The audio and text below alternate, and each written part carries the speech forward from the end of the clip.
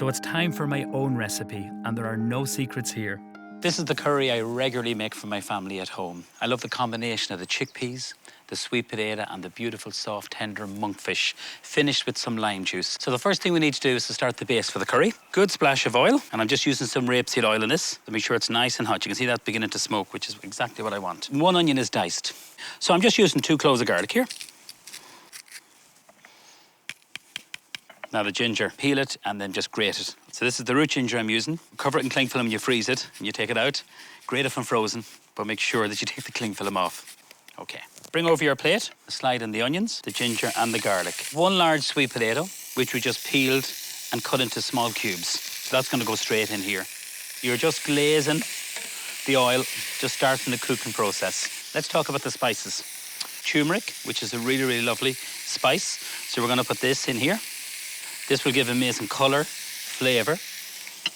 And then a mild curry powder, so it's not a hot curry powder. And if you want this spicy, you can put a fresh chilli powder, or some crushed chilli into this. Coat all these lovely vegetables here. So I've turned down the heat slightly because it can catch and can burn very, very easily. Okay, so that's the start. Now I'm going to put in some chopped tomatoes. 1 full can of chopped tomatoes goes in here. And then we just stir this through. Now you'll notice there's no flour in this. When I used to make this many years ago, I used to put flour into it, but I found it made it very heavy, a little bit gloopy, so there's no need to do that.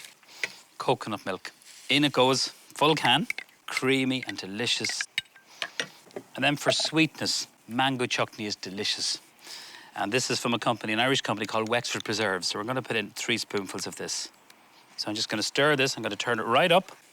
So what I need to do is bring this to the boil, let this simmer, and this is going to take between 8 to 10 minutes until the sweet potato is nearly cooked, not fully cooked. I'm using monkfish in the curry, but you could, if you wanted to, use gurnard, which is a firm fish, hake, whiting, obviously they're a little bit softer. With the fishmonger, get him to fillet the monkfish off the bone, trim off any excess membrane, and then you have a beautiful medallion like that, and that's not going to take long to cook. But if I put that in now, it's going to be overcooked by the time the sweet potatoes are cooked. So I'm just going to move that over there to the side.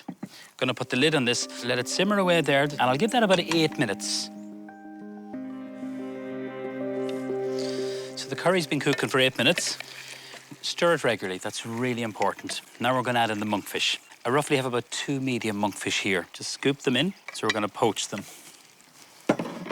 Now stir that through and spread them out a little bit. Completely cover it.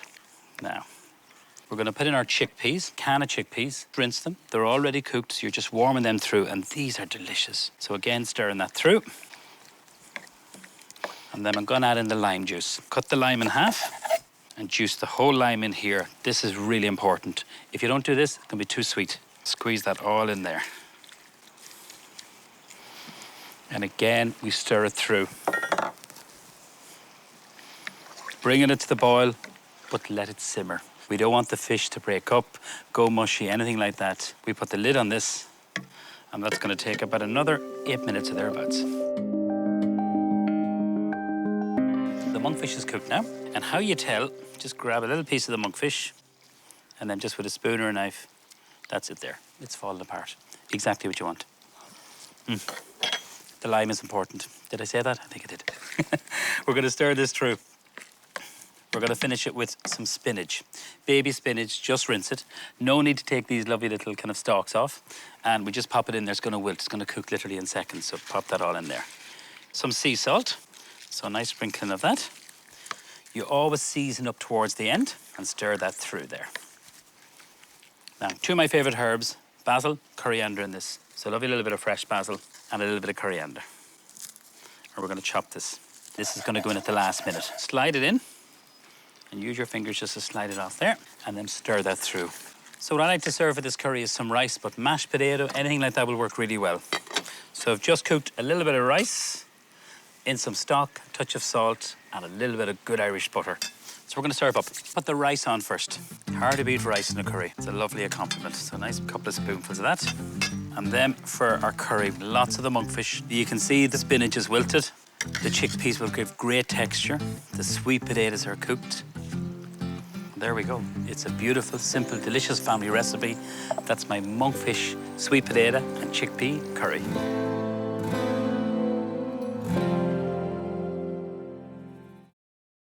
Irish seafood. Easy to prepare and easy to cook. For everyday meals.